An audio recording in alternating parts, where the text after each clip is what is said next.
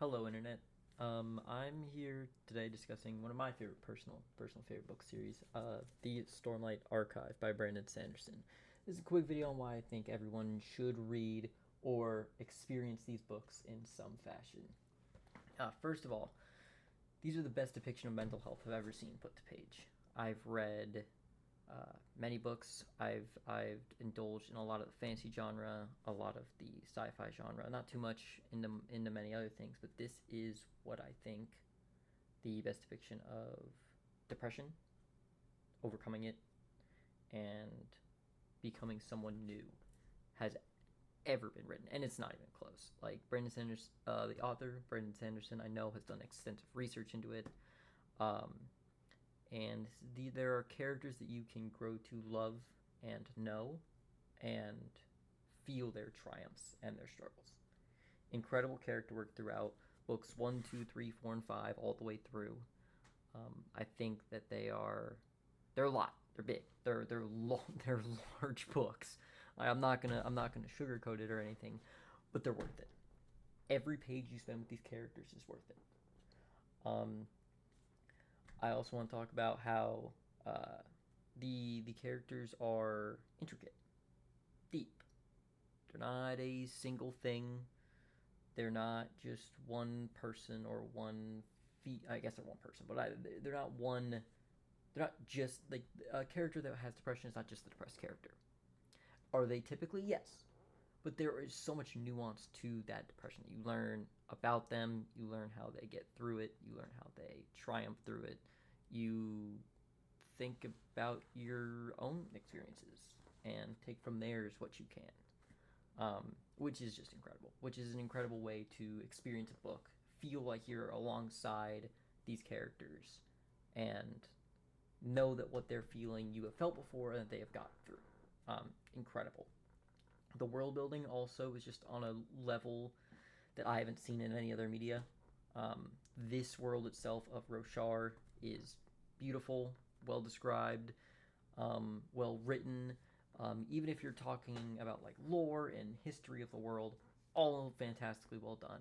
There isn't any questions about the lore that you have in book one that you don't have answered in book five that aren't relevant to the plot. Because there's going to be a whole nother sequel series, there is some left unanswered for that sequel series. But any questions that you have relevant to the plot of these books are answered by book five. There is nothing left hanging for what's going on here. Um, it is just incredible. Um, with the sequel series, this will also be ongoing for a very, very long time. I think we're getting book six in 2031. So if you do want to pick these up, you've got about 6 years to make your way through the five books, which is reasonable. I understand. I'm someone who reads a lot, and these are large books. And if it takes you 6 months to get through one of them, that is perfectly fair. That's not outrageous. I just read a lot, and I'm friends with people who also read a lot. So when they chunk through them in 2 weeks, I think it alters my point of view on how fast it takes to read them. But 6 years, I think you've got enough time. There's only five books. A book a year is reasonable. Um, Next thing, Brandon Sanderson is a transparent author. There is no project that he's working on that you don't know where he's at on it. He gives you weekly updates on the books he's writing and where they're at. He gives you every year at the end of the year he gives you a full timeline of his outlook for the next through I think 2031 was the last one we got. At the end of 2024 we got to look through 2031 of books he wants published, done, written, out at the public by that time.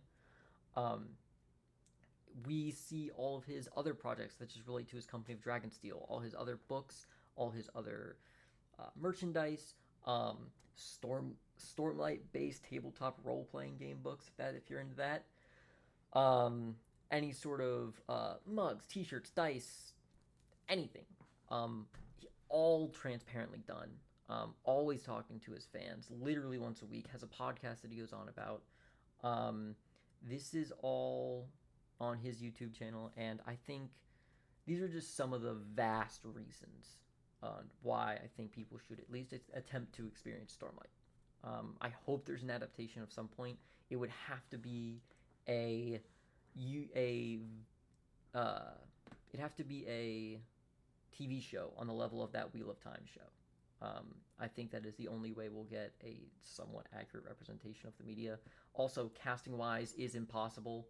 They're all averaging like 6'4", and they're all Asian, so we're looking at a rough cast here. To try and nail them like accurate.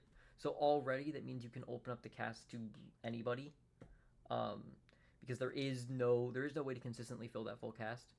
Um, I think it'd be awesome if they could. I just don't think they can. But I think that these books are something that you should read, you should enjoy, you should learn from all the way through. And that's going to be today's topic or this week's topic. Moral of the video: read the books. Books are fun. Books are good. And I'm going to talk about more books probably in the future. Yeah, that's going to be everything. See you guys.